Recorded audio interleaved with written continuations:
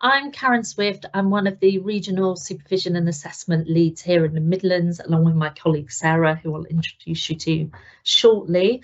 So this afternoon then, really we are going to be looking, the clues in the title, around effective supervision and advanced practice, and also sort of how that fits in with the recently published minimum standards for supervision. So if you could move on to the next slide, please. My technical skills are poor, so someone has to do it for me. So just a bit of a slide down about sort of where we sit in context. Obviously that's the Midlands here, big area, quite diverse as well in sort of populations and sort of hospital provision, community provision, primary care. So quite a large region, one of the largest, I think, as well in England. We report back into the National Centre as well for advanced practice. So I think our role is to kind of see what you're all doing out there in practice, try and support you as best we can, feedback things from the National Centre back out locally, and then take things back as well to the centre. So we're part of a large jigsaw. Okay, next slide, please. So like I say, I'm Karen. I've also got my colleague Sarah who'll be sharing the presentation with me here, and we're supported by our wonderful project support officer Halima as well, who's helping us out this afternoon. So thank you. So today then we're going to focus obviously around supervision for advanced practice. We're going to have a look at the standards for supervision as well in a bit more detail and pull those apart a bit and see how they can help you in practice. We're going to have some discussion around supervision as well, look at a few resources and help you sort of think about how you can progress perhaps your supervision assessments. We really want you to kind of share the stuff that you take away with you and sort of share it wider. The more we start talking about supervision, the more, we talk about the need for good, effective supervision, then, you know, things will improve and we can help each other out. And I think that's a real benefit to having things like this as well, that we can link in with each other and share our good practice and get ideas for the future. Okay, thank you. So with that, I shall hand over to Sarah for the next few slides. Hello, everyone. Thank you very much for joining us. Again, if you joined last week's webinar, some of these first few slides are similar, but then we're talking kind of at a different angle in relation to supervision, looking at supervisors and supervisees. So first of all, we're going to start looking at the Workplace Supervision for Advanced Clinical Practice document, which was launched in October 2020. The work was commissioned to look at supervision in the multi-professional advanced clinical practice. To note that when it was commissioned, the brief was advanced clinical practice to align with the 2017 HE framework for multi-professional advanced clinical practice. However, we recognise, and it's acknowledged in the publication, that in some practice contexts, the term advanced practice is preferred and the guidance is relevant in both contexts. For the purpose of this session, we'll use the term advanced practice to include all contexts. Within this workplace supervision document, there are 7 fundamentals of supervision for advanced practice that are identified, and these are on that picture there with all the circles: the practice contents, the competence and capability, the contribution of multiple professionals and their registrations, the need to attend to individual learning needs, issues of professional development and transition for practitioners developing to an advanced level, the need for an integrated approach to supervision given the breadth of development across all 4 pillars, and the development of supervisors. So with these 7 fundamentals in mind and supervision in mind, and forming the basis of the guidance on how to operationalise supervision, it's worth looking at the minimum standards a bit more in detail to help understand what good practice, good governance and good organisational strategy looks like in terms of supervision for advanced practice. It's important to say at this point that this is the absolute minimum expectation of what is needed and should be seen as a starting point for developing an excellent supervision framework within your organisation. The guidance document uses the 7 fundamentals of supervision and sets the minimum standards that should be integrated into an organisation's advanced practice governance to meet these, and these are outlined in the blue boxes throughout the document. The document itself is designed to be concise, accessible and hopefully very easy to navigate.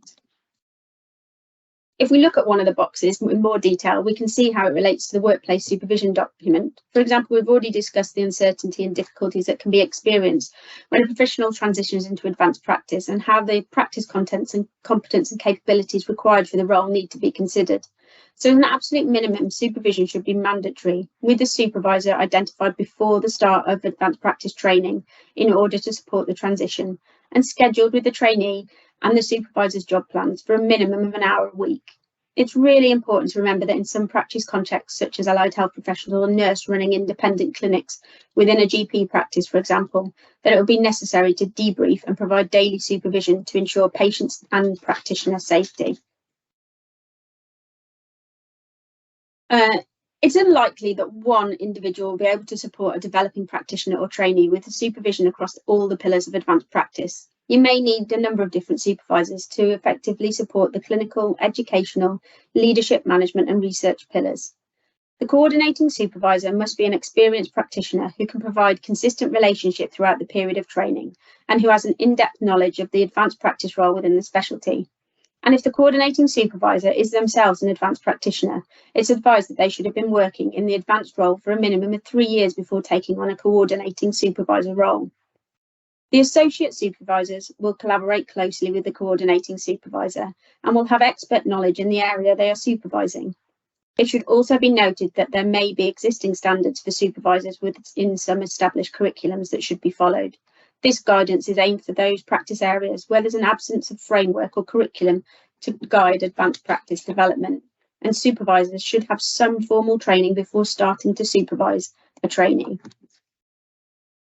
And this formal training for supervisors is also advised as a minimum standard within good organisational governance for advanced practice. Part of the ongoing work within the faculties is looking at what supervision training is already available, and we're working with our HEIs and organisations to help identify what is needed in terms of supervisor training for advanced practice. This is very much the focus of the work being done by the supervision and assessment leads together, but there is already a wealth of resources available for organisations to use to support supervision training that is appropriate for their setting. For example, educational supervisor training or roadmap supervisor training. If you look within the workplace supervision document, Appendix 6 provides an outline of the suggested indicative content for the development of supervisor training. And as an example, the training should include an overview of advanced practice, multi-professional considerations, defining supervision, models of supervision, models of skills acquisition, learning theories, communication skills, critical reflection, clinical and professional governance, and professional well-being. This is not intended to be prescriptive, but rather a starting point to guide and support stakeholders to develop training that suits their practice area. There are already a number of existing modules and resources that can be used for supervisor training, such as the educator training resources on e-learning for health, as well as supervision videos on the Centre for Advanced Practice website. That includes the videos on the 7 fundamentals of supervision and supervisor development. And both of these are excellent resources for anyone needing to learn more about supervision for advanced practice or wanting to develop supervisor training. In addition, in order to support the supervisor readiness to supervise, we've produced a checklist that's recommended for supervisors complete before they agree to take on the role. The checklist can be found at the end of the guidance document, and we also have an editable Word versions available. The checklist allows potential supervisors to self-assess their own readiness to supervise trainee advanced practitioner and helps them identify any gaps in their own knowledge and understanding of advanced practice supervision requirements. We're often asked, what is the amount of supervision needed by a trainee advanced practitioner? And this is really very dependent on the stage they're at, their personal learning needs and the practice context. Creating a routine for supervision early on can help establish and embed good working relationships between the supervisor and the supervisee. The first meeting with the coordinating supervisor is really important, and it should happen at induction or earlier if possible, as this is when the supervision schedule and plan can be agreed. This should always be a minimum of an hour a week throughout training, although this does not always need to be with a coordinating supervisor. It can be with one of the associate supervisors with a focus on a particular area of practice. Nevertheless, trainees should meet with their coordinating supervisors at least once a month. And if the trainee is following the apprenticeship route, then the supervision should happen within the 20% off the job learning. At the first meeting with the coordinating supervisor, the scope of practice and curriculum for training of the role should be discussed. This is when the supervisor can gain a better understanding of the practitioner's existing competence and capabilities and what is needed to be developed for the role. This is effectively the learning needs analysis, and this can be done using a formal framework or by asking the trainee to map their capabilities against the requirements of the role. The completion of a learning needs analysis is seen as a minimum standard and will allow for a comprehensive and personalised learning or action plan to develop the practitioner safely and effectively. It can be helpful at this stage to consider completing a learning contract that sets out the expectations and boundaries of the supervision to agree a schedule for this.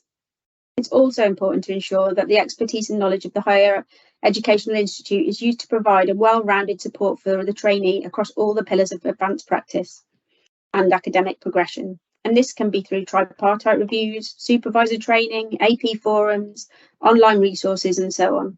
It's worth connecting with your HEI to ask what resources are available to support this supervisory relationship in practice. But the success of the supervisory relationship is dependent on both the supervisor and the supervisee, and the trainee engaging in this process. To do this, the trainee should actively contribute to supervision, seek feedback, recognise their own development needs. And the trainee advanced practitioners are experienced professionals within their own rights and already have a professional registration. As I've already mentioned, the transition to trainee can bring challenges and require significant adjustment of going from expert to novice again and learning a whole new set of skills to extend their scope of practice beyond the traditional boundaries of their profession. So to support this transition to advanced practice, the AP trainee should be appraised of their own scope of practice and responsibilities as a registered practitioner, actively contribute to supervision, work in partnership with their supervisor, and agree a learning plan, address the performance or support enhanced learning opportunities, and they can complete a readiness to become an AP checklist to identify learning needs. And this is something else we've developed to help support the trainee with transition to advanced practice. A readiness to become an advanced practitioner's checklist. It's similar to a supervisor checklist. It should be completed before the trainee takes up post, and it will give them time to reflect on their competence and capabilities in relation to the role to ensure they have correct support mechanisms in place to facilitate their progression. Employers can also use this checklist as part of their recruitment and selection process when planning new advanced practice roles. It's really important to remember that supervision for advanced practice should encompass all 4 pillars of advanced practice. We're generally pretty good at looking at the clinical pillar, and this is often a main area of focus. However, there should be continued opportunities for supervision across all 4 pillars. And as we've already mentioned, it's unlikely that one person will be able to support the depth and breadth of knowledge and skills needed to supervise the AP trainees fully against all the pillars. And that's where the associate supervisors will be beneficial to support this. There are also opportunities for other practitioners in other trusts and roles and environments to support the trainees. Thinking outside of normal practice to enhance the learning and support for our trainees offers them the opportunity to gain the supervision required for their practice across all 4 pillars. And to help support with this, from September 22, all trainees are starting on programmes, so unfortunately not for those that have started prior to September 22, will get the newly adopted supervision funding, which has come about from the minimum standards.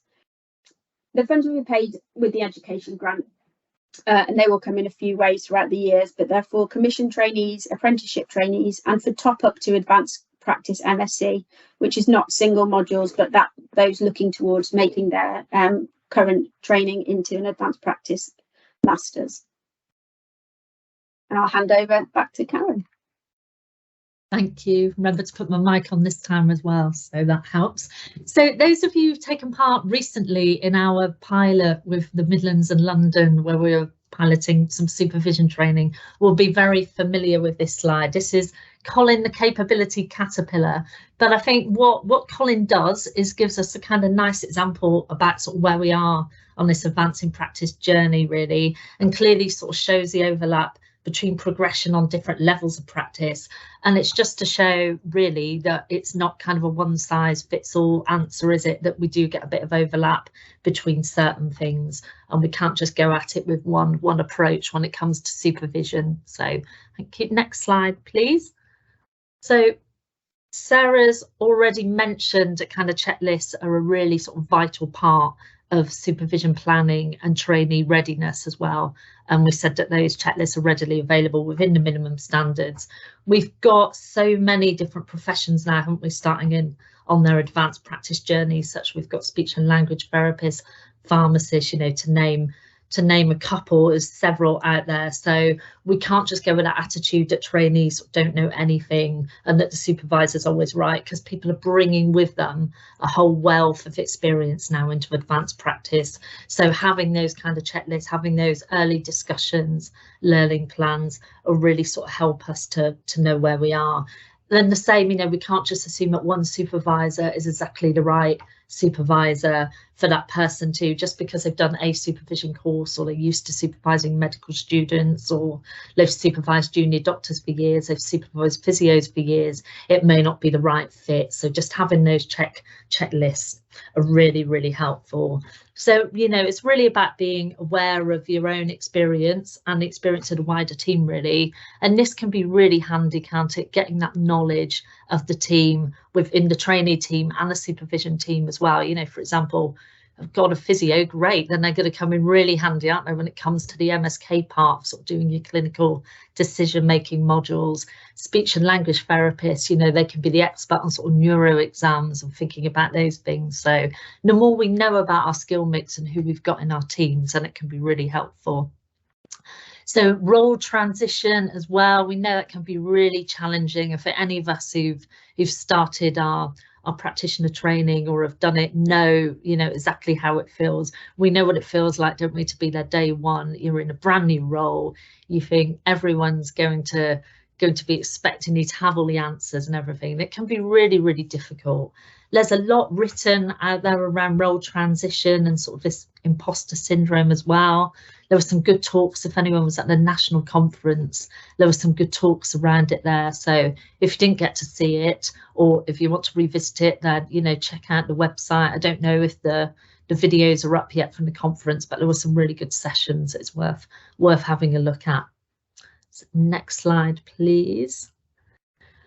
So yeah, so capabilities versus competencies, there's lots written around it already. There's lots of sort of frameworks and support out there. Credentials are out there as well, aren't they? But, you know, remember that these are only worthwhile if they're actually evidenced correctly and you know exactly what you're doing with it, both as a trainee and a supervisor. Otherwise, they're all a bit meaningless. We get issues as well where sort of what's valid and relevant in one county might be completely different in another county. So if you've got a trainee who's moved from a different area, you know, you really need to investigate where they're at with their capability and competency and really be sort of confident in what they've been signed off for already and where their training needs lie in the future. And, you know, we can't emphasize enough the need to see sort of decent learning plans, learning contracts, those readiness checklists as well will really help you with all of that. Some HCIs as well will have their own ways of assessing kind of competence during training as well, but that might not map to your own capabilities and competence in your own trusts and areas. So really sort of getting those relationships going as well and having those conversations early will save you a lot of work in the long run to make sure that everything matches up. And you just want your practitioners to be safe, which, you know, ultimately lead to our patients being safe as well. So we need a really robust system as well for assessing those competencies and capabilities along the way so that we can deliver that safe, effective and personalised patient care. Thank you, Sarah. So apologies, there's a bit of Derby language on here around the clinical supervision and educational supervision, but, you know, so it's just so really all supervision's responsibility of the employer. And if you're a supervisor or a trainee, you know, just make sure that those systems are in place within your organisation as well, and make sure that your employers have got some responsibility as well for keeping your practitioners safe. Because again, as we keep saying, you know, it keeps our patients safe as well. Thank you. So, you know, how are we going to meet these sort of educational aims then? If you could pop my next slide up, please, Sarah. It's quite a wordy one. So this, I suppose, is more aimed at the supervisors amongst you, but I think all trainees should have an awareness of this as well and should be part of that shared conversation when you are sort of planning your training and planning those supervision sessions. So it's really to understand that knowledge, those skills, those attributes that your trainees got already, looking at, you know, what do we need from an employer point of view, where do our capabilities lie, what regulatory frameworks have we got in place to support our practitioners and keep them safe. It's about setting appropriate timetables, isn't it? Realistic timetables as well. Minimum standards recommend an hour a week. That doesn't have to be, as Sarah mentioned before, with that overall coordinating supervisor. It needs to be an appropriate person, doesn't it, depending where that trainee is at the moment. Ideally, we'd want our supervisors to be able to perform those work-based placed assessments, so they need to have an idea of that trainee's actual clinical area so that they can do that supervision in that place. And really, we really want people to have an understanding of some basic educational theories and how to apply it in practice as well.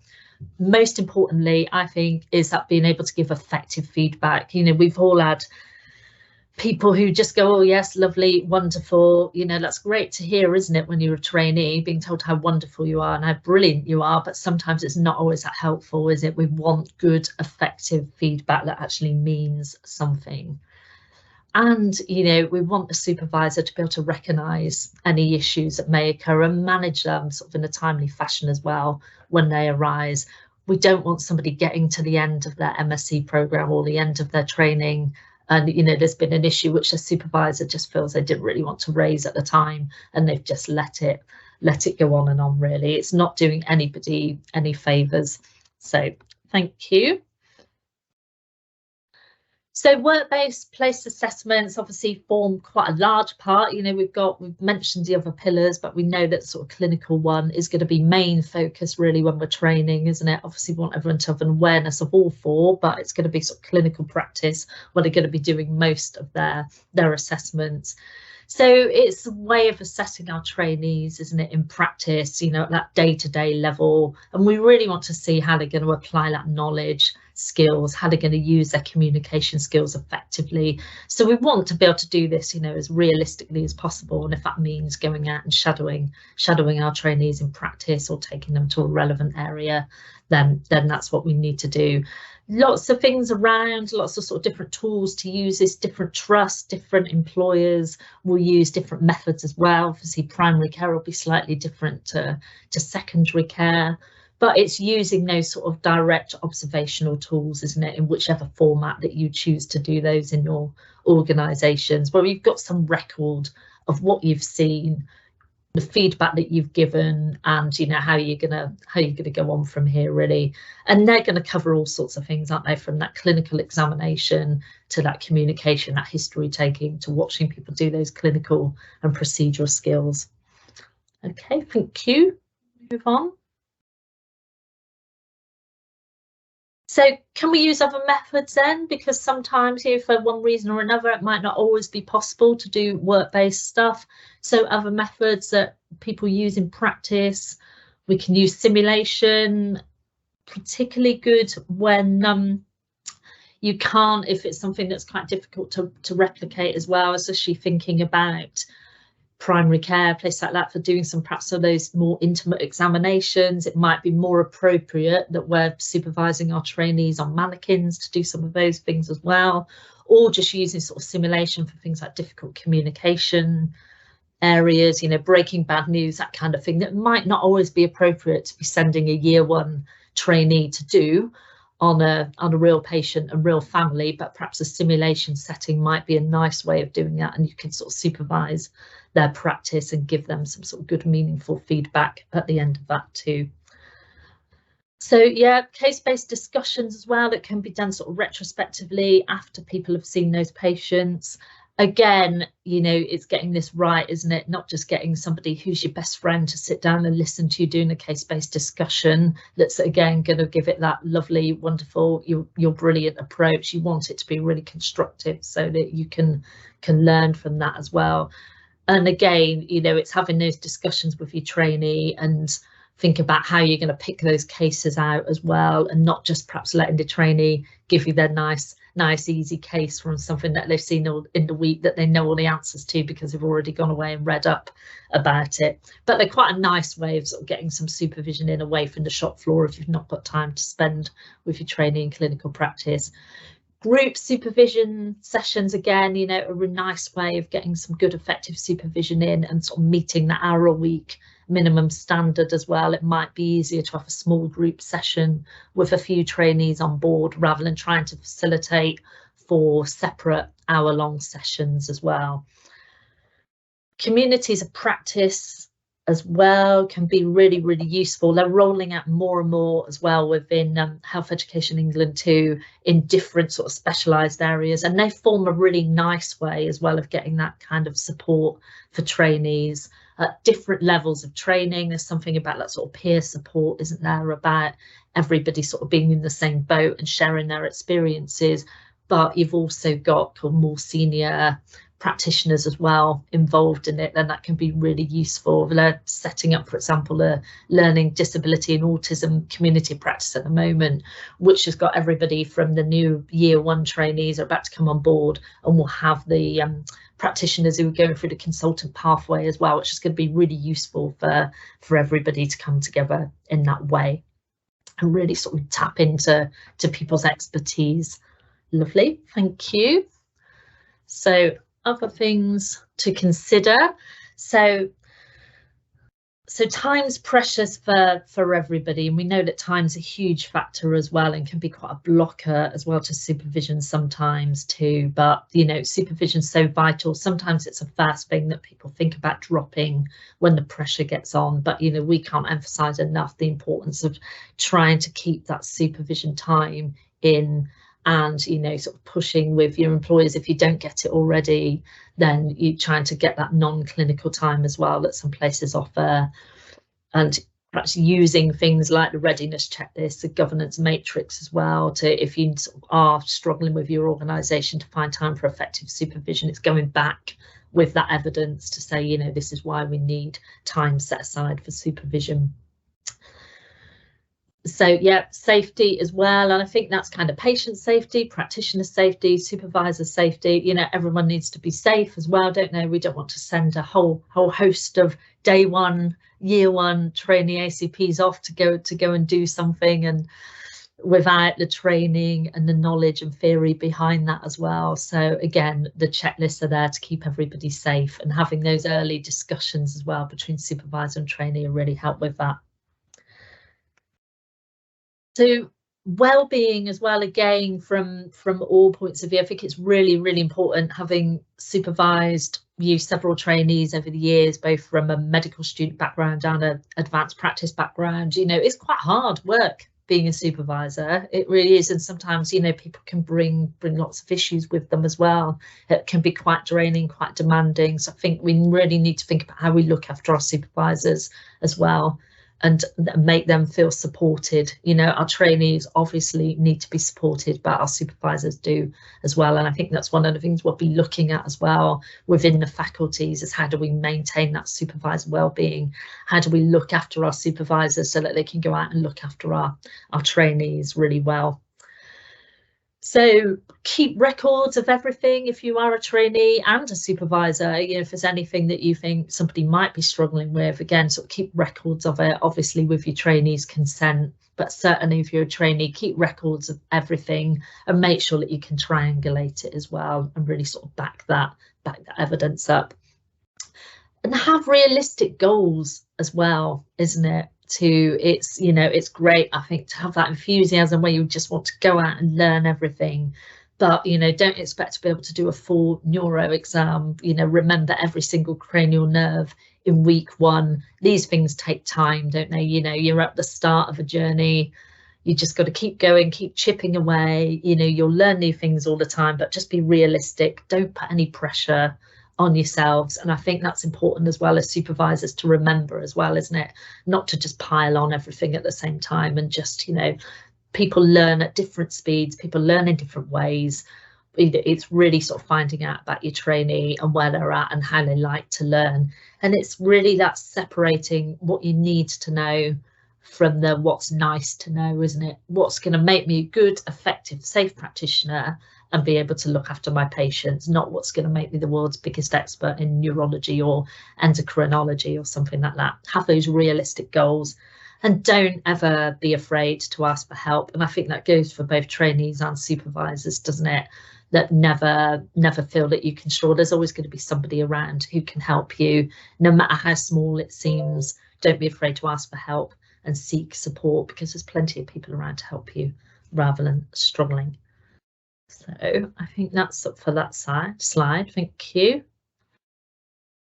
This is back to you, Sarah.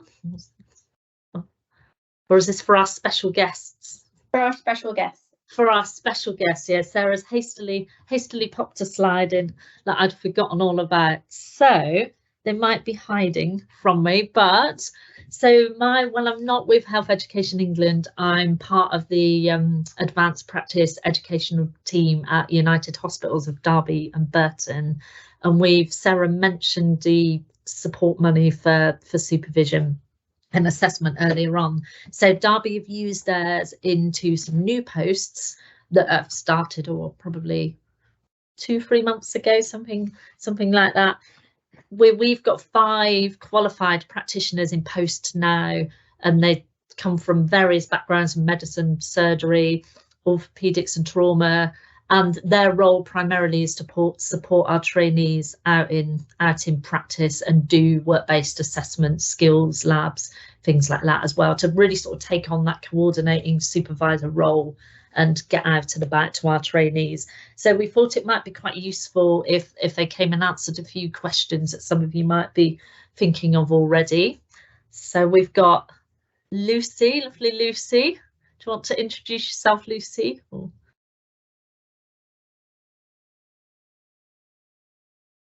You're muted.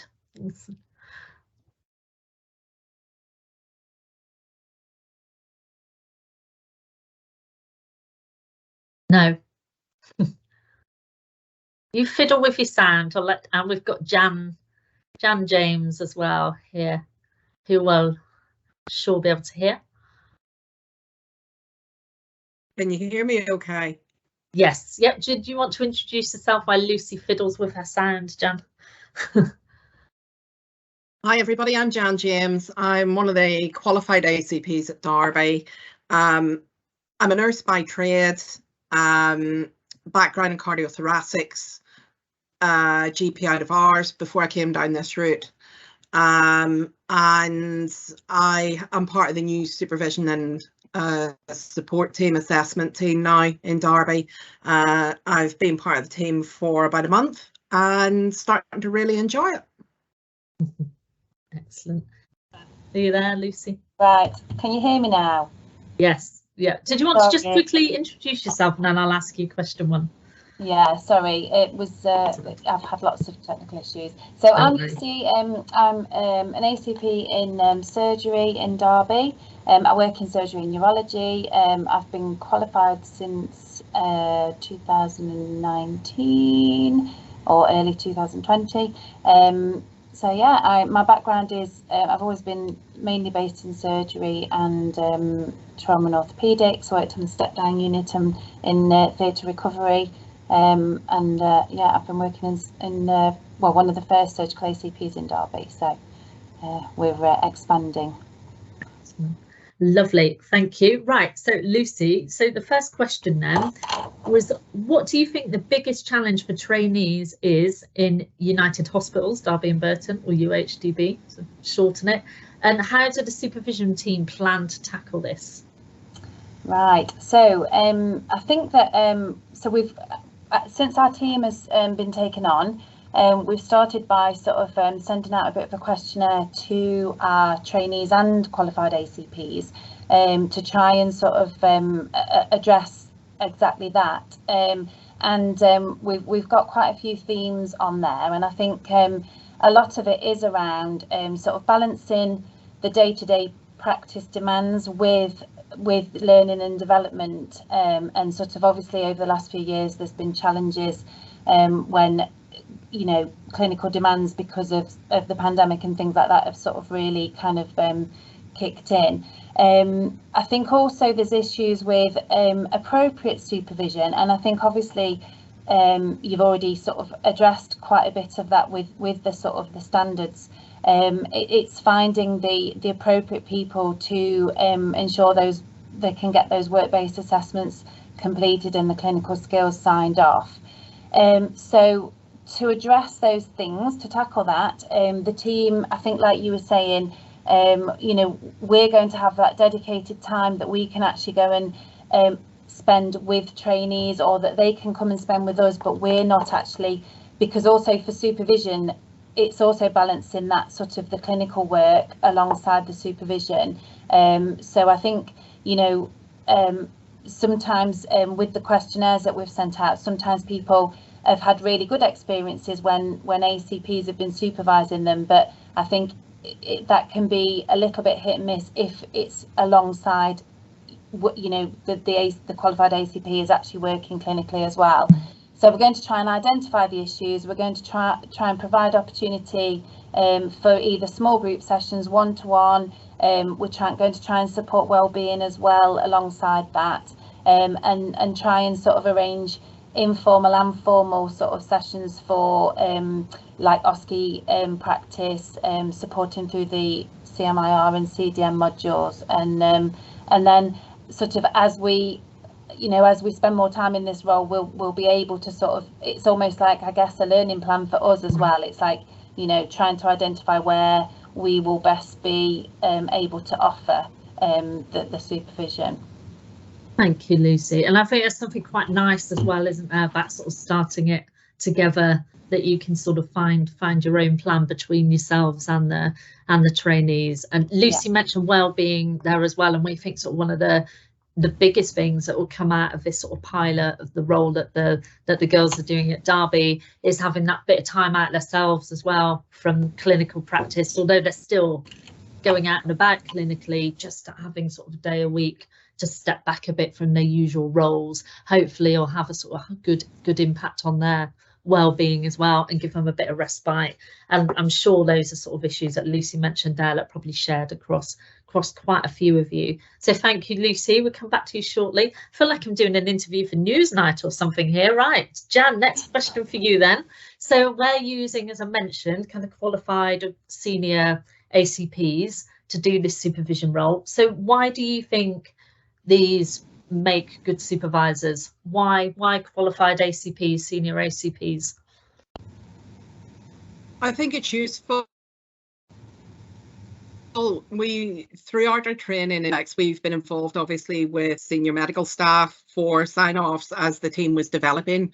Now we have, I think it's more than 50% of the team, Karen, that are qualified now, or we're heading in that direction. So it's nice to be able to utilise us to support our colleagues.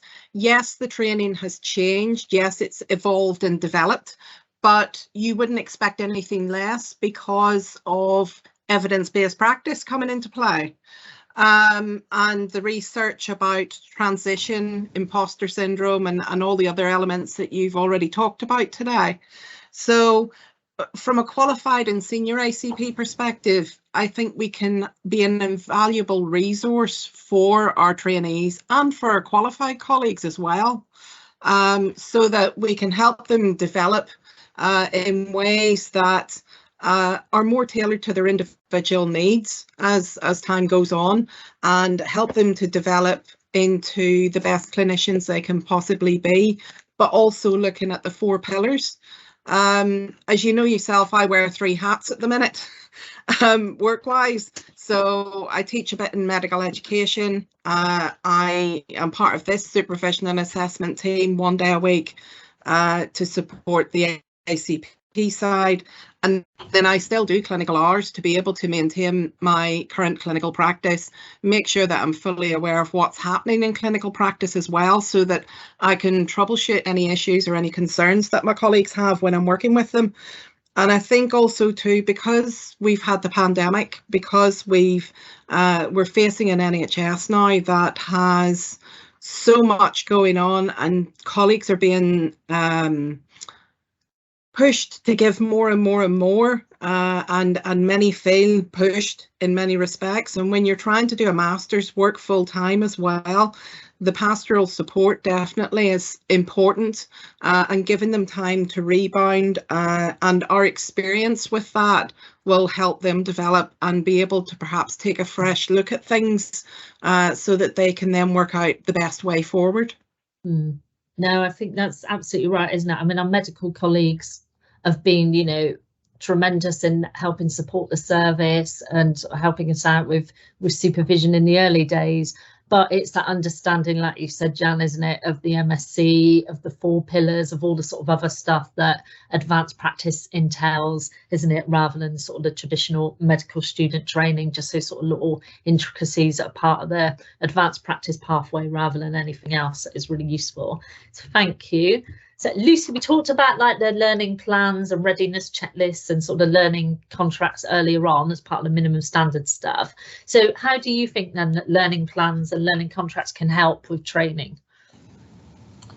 So I think that like Sarah was saying, it's like that opportunity to sort of actually analyse the learning needs of the individual. So it's like making it an individual thing, because I think like Sarah herself said, that people have, or yourself said, that people have many different skills already, and I remember sort of you know, almost we were sort of picked up from being a senior nurse and then into this role, and sometimes you kind of almost questioned whether you should be doing something that you used to do because you were now a trainee. And I think even that sort of you know, like introducing yourself to patients again as a trainee, and them sort of like, oh, I'm not sure if I want a trainee, and do you know, and you'd sort of kind of laugh to yourself and say, well, you know, I have been qualified for like 20 years or whatever. So I think that those things can like help, and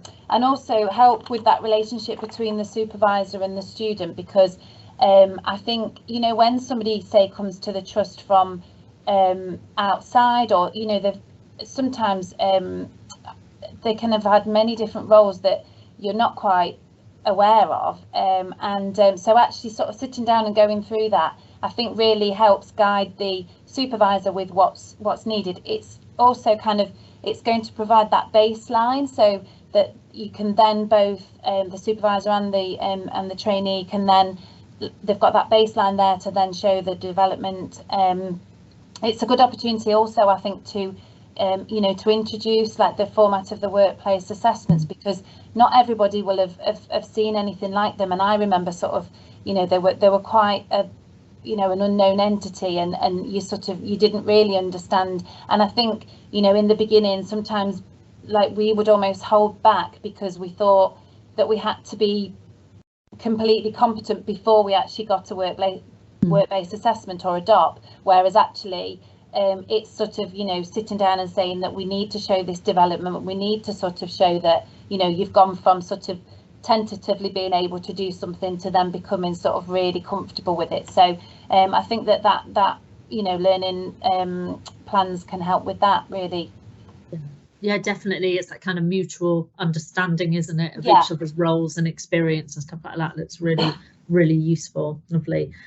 So sort of small group sessions then with trainees, such as we've got like some surgical sim running currently and things like that. So they're really quite labour intensive, aren't they? Not all organisations are going to be fortunate enough to be able to provide these or have people such as yourselves employed to look after trainees. But what benefits do you think the small group sessions will offer the trainee?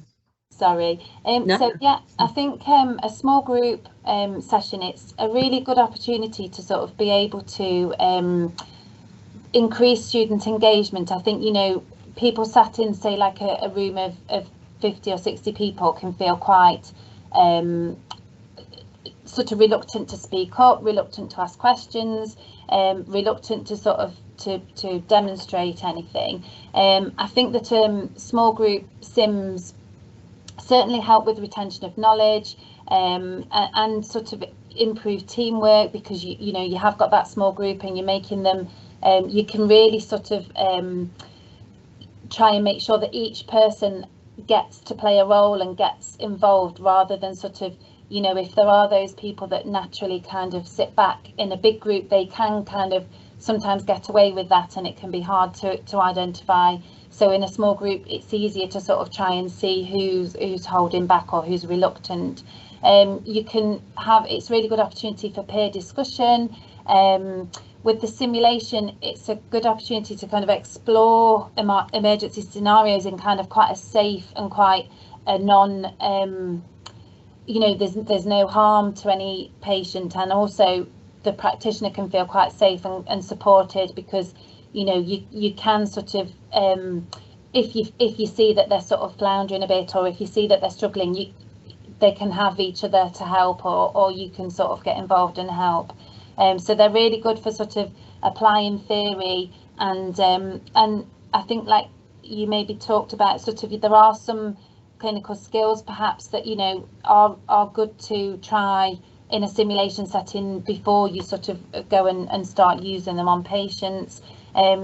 Trying to deepen understanding of what you're doing. You know, if you're actually sort of doing it rather than talking about it, that can really help develop, deepen your understanding, and also kind of helping to develop that clinical decision making as you go along, but without that urgency of, you know, there's actually a critically ill patient in front of you. You've got that scenario where you've got time to sort of step back, think about it. And so I think, you know, there's lots of, I could probably go on and on and on, but you know, they're the sort of main things that I think the benefits we can offer. We're big fans of sim in Derby, and it, you know, it doesn't have to be big, high fidelity, expensive sim, does it? I mean, we're talking, you know, most of the time just using a resusciani, and it's more about the scenarios, isn't it? And that clinical reasoning and that critical thinking and that sort of managing uncertainty that we're bringing out in those sessions, rather than, you know, all singing or dancing mannequins that blink and breathe and all the rest of it. Excellent. So how useful do you think those sessions are from a supervisor point of view, and you too, what the stuff that you're doing? So I think, yeah, like I was saying, you can plan the session, can't you, to cover things that you want to cover. You can also even identify with, you know, like if a trainee has a scenario that they're really struggling to sort of see a patient in clinical practice, or there's something that, you know, they work in an area that really don't see something very often. I think that's in surgery, we've sort of we're trying to bring in, aren't we, like, you know, some of the things that we don't perhaps see as often, and bringing in those medical things that we can kind of use for the portfolio. I think, like I say, you can actually assess people's understanding. You can identify gaps in the knowledge, and then you can then sort of plan to cover those in another session, or identify somewhere else that they can sort of go to improve those gaps in knowledge. You can get to know the group more easily, and you've got that sort of not one-to-one, but you've got that small group where hopefully they can approach you, ask you questions. You can sort of expand informally on sort of any questions that they have. So it's quite good for, I think, getting to know people. You know, it's less scary, isn't it, than like standing in front of a big group as well. So, and it comes back to what we were saying as well, doesn't it, about that practitioner safety as well, isn't it, and just having the chance to do that and be able to give that really effective feedback that we know is so important for good supervision. So lastly, before I let you two go, so if you had one top tip to pass on to, if there's any trainees here today, one top tip to pass on to trainees, what would it be, from all your experience of both being trainees yourselves and supervisors? Jan, do you want to go? So I think we all suffer with imposter syndrome quite a bit at some point across our training, and also after we've qualified. Things can be very overwhelming, and one of the perspectives I changed was, if I was worried about something, if I felt that I wasn't taking things on board, wasn't registering things, didn't understand, when you hit those doldrums, look at it and say, okay, what can I turn into a positive out of this? What small thing can I turn from a negative to a positive? And it takes the pressure off. We don't all know everything. Consultants do refreshers. Medicine is a way into infinity, knowledge base wise. So we all have things that we have to look at and revisit and check. But the biggest thing that I do is, what am I going to learn from this episode, this meeting, this event, whatever it is? What is going to make me better as a clinician, as an ACP, as a leader, as a manager? I look at the examples that are set of me, and like I say, turn the negatives into positives and look at the small things. Did you have anything to add, Lucy? Yeah, well, I was just going to say, I think my top tip would be like to just be organised and to just seek out learning opportunities wherever and whenever you can. I think, which probably, like you say, Jan, looking for a learning opportunity in everything, even sort of situations that don't go so well, it's still something that you can reflect on and learn on and develop. And I think, like we were saying, you know, don't wait. Like with your work-based assessments, don't wait until you feel that you've reached competence. Just like get in there, ask people to watch you take a history, get used to being watched doing things early on, because if you hate it, then it can almost be, you can almost then sort of like veer away from getting observed, and then that can be difficult to get your evidence. So yeah, that would be my top tip. Be bold. Be a bit bold, haven't you? Yeah. I think, yeah, definitely. Ladies, thank you ever so much for that little insight into. So I'm sure Jan and Lucy will be happy for anyone to contact them about their roles as well. And I think we'll have our contact details at the end. So I'm happy to pass on anything to Jan and Lucy and the rest of the team if it's something that you might be thinking about doing in your own areas and want a bit more about sort of how it works and how it's funded and all of that, then do get in touch. Thank you, ladies, for that. And I shall hand back to Sarah, who's been keeping an eye on the chat while I've been rambling on this afternoon.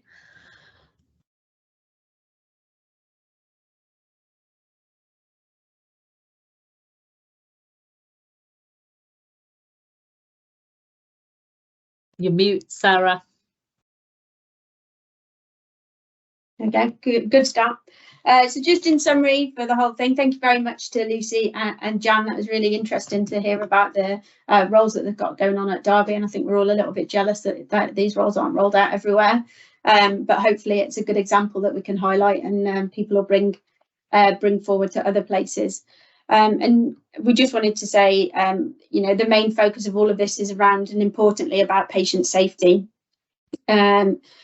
It's the high quality supervision for healthcare professionals moving into trainee and advanced practice roles is essential for supporting the development of confidence and capability, and it underpins patient and practitioner safety. It should be mandatory for all trainee advanced practitioners to have a minimum of an hour a week throughout their training with an experienced supervisor who's undergone some formal training to do the role. Should not be seen as a luxury or an add-on, but rather an integral part of job planning that happens at the outset and the development of advanced practice roles. And we're going to go on to some questions. So there's one from the chat that we've got about HE funding for people who work in private sectors, i.e. urgent care centres. Where do they stand with study time and supervision hours? Karen, do you fancy that one? Oh, sorry, I thought I wasn't going to be able to get off mute. I mean, that's difficult, isn't it? And I think Sarah and I are always happy to have kind of individual chats with people as well to sort of delve in a bit more. So don't hesitate to contact us, and we're happy to meet up with trainees and, individual sort of practices and things as well. So I think kind of main things are really to get to grips with those checklists, isn't it? And get to know the minimum standards, use the documentation. HE can't regulate, we're not a mandatory body, but we can advise, and we can point people towards best practice and show them things that sort of quality assured and that the evidence is there. So use the checklist, use the governance matrix as well, and sort of use, you don't have to be all bolshy about it, but sort of use those in your case for sort of building that time in for supervision. But I'd say if it is somebody, is that a question that was submitted before, or was that one in the chat? In the chat, that one's in the chat. Yeah, I would say contact either myself or Sarah. We split the region between us, but if you want to contact the faculty inbox and we can have a chat and perhaps explore it a bit more with you and see if we can offer any advice or put you in touch with somebody who's been in a similar position that might have some good words of wisdom for you. Lovely. We've got no more questions in the chat unless anyone wants to pop any in. Did we have any left over from our earlier questions?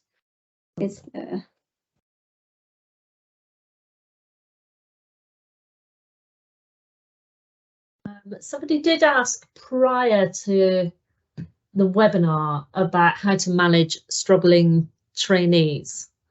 Yeah, so we can look at how to manage struggling trainees. I think it's a difficult construct in terms it's not one size fits all. Everything's quite different. Is the training experiencing difficulties in a work-based placement? Is it with academic parts of training? Or is it personal circumstances? And then once those have kind of been identified, trainees should be looking to speak to their manager or their advanced practice lead if the problem is with their manager or they don't feel like they can do. And then those issues can be fed back up to the faculty as a whole. We need to get some more assurance around where everybody is in terms of training. So if there's any breaks in training or dropouts, then we do kind of need to know that, but we'd hope to be able to do some mitigation with your employers and with our work with the HE to look at how we can support you best to get over these difficulties. So I suppose it depends on kind of where the difficulties are in relation to how we can kind of fully answer that question. And I think it's something that we need to work on as certainly as a regional team and as a national team as well. You know, medicine, they've got it quite firmly established, haven't they, as really recognised routes about what to do with one of their trainees who might be struggling in some areas, and they've got, you know, people in post to look at those sorts of things. So it's definitely something we need to look at. But I think, you know, from a supervisor point of view, it's ask questions, isn't it? Don't be afraid to offend somebody. But if you think somebody's struggling, you know, ask some questions around it. And what you don't want to do is leave it for 3 years and let them struggle all the more. And it really does, like Sarah said, depend on exactly what the issue is. But, you know, there'll be things that you can put in place, people that you can speak to, different processes. It might just be that you just need to sort of take a bit of a break from the MSc for a bit, or, you know, life happens, doesn't it? Life gets in the way. So it's important, I suppose, what I'm trying to say is just to open those sort of channels of communication really early on and delve a bit more into what's going on, and rather than just brush it under the carpet. There could be a whole host of things going on. Yeah. We haven't got a question, we've got a comment in the chat about finding the comparison between other trainee ACPs difficult. It's refreshing to hear that one size doesn't fit all and we're all at different stages. It would be nice for employers to realise that. And I think that's kind of part of what comes into the multi-professional aspect of the ACP role. Everybody will come in different stages of their career in different professions. So you're if you take urgent emergency care, for example, and you're bringing in lots of paramedics into that setting, but that will be their first in if they're coming into A&E or urgent care centres that are attached to a hospital. That's their first in hospital kind of placement. And actually we do things very strangely in hospitals, and I think it takes a bit of time to remember that. So some of their assessment skills will be excellent, but some of the main working around the hospital and how you link in and referrals will be difficult. So everybody has a different starting point, and that's why it's good to start off with a good kind of learning needs analysis, map yourself against the job that you're going into to know where your strengths and weaknesses lie. And take some ownership of that. I know I'm going to struggle with this aspect, so I think I need some more time doing these certain things, and have just a little bit of ownership on these are the things that I think I need help on. But actually you may have different views as my supervisor, but actually I have identified these learning needs and this is what I need to do about them, I think. And I think it's encouraging that kind of peer support as well, isn't it, within the groups and cohorts. And I know some cohorts of trainees sort of naturally do it anyway, but it's sort of trying to encourage that sort of shared learning, shared support as well, obviously with boundaries. I mean, WhatsApp groups are brilliant, aren't they? But what you don't want is somebody telling you all their woes at sort of 2 o'clock in the morning on a Sunday morning. Or so, you know, there's got to be some boundaries there, but I think they're really, really valuable for using each other as support and advice. And there's a comment from Stephen about being in a district nurse background. So I've moved to advanced practice. It just means I feel like I need more supervision. And I think that's, you know, recognising that you need more supervision is trying to find that, and whether that comes from your designated supervisor or from communities of practice or from other trainees doing the same as you, or from qualified ACPs in that space that you're in. And, you know, there's lots of ways of getting supervision, and sometimes the way we think about supervision when we first start this journey is often, I think supervision is a face-to-face. It can only be I need to sit down for an hour and speak to someone, but there's lots of ways of turning all clinical exposure into valuable supervision resources, getting to the end of that, you know, patient that you've been discussing with one of your medical colleagues, one of your nursing colleagues, one of your ACP colleagues, and saying, actually, can we talk about that? How are we going to go through that, making it into a case-based discussion or a clinical examination, those kind of things, using your clinical time as supervision time. You know, it's very busy everywhere at the moment. There are lots of patients around, there's lots of opportunities, but it does kind of make that pressured one-to-one off the clinical floor time hard to get, I think. Yeah, no, absolutely. And I think we were talking yesterday as well about one of the trusts who's a bit sort of more rural, and their trainees are quite scattered about as well. And we said it'd be quite nice. What we'd like to do is sort of bring some things together a bit more across region as well, for people who do feel that perhaps are out on their own a bit more, setting up some sort of group supervision. Let's not just think I work at Derby, so I'm sticking with Derby trainees. You know, let's think a bit more across and use each other a bit more as well for that support and that supervision. There's no reason why you can't have a supervision discussion with somebody across in the wilds of Lincolnshire, or, you know, up in Chesterfield or something like that too. So yeah, I think the more of us there are, and the more we talk to each other, the more we'll sort of naturally link up for things like this anyway, I think, and spread the word, share the love across the Midlands. Yeah, and it's great to see the good examples of what some of the supervision money is doing, or what some of the, you know, some trusts are doing with their supervision. And when we're not all in that privileged position to be in a trust or an area where there's lots of people around that have got all these ideas in practice, and it's really hard to set these up, but using the good examples to share across everywhere gives us all an idea of what can be done or what we can achieve if we get to that point.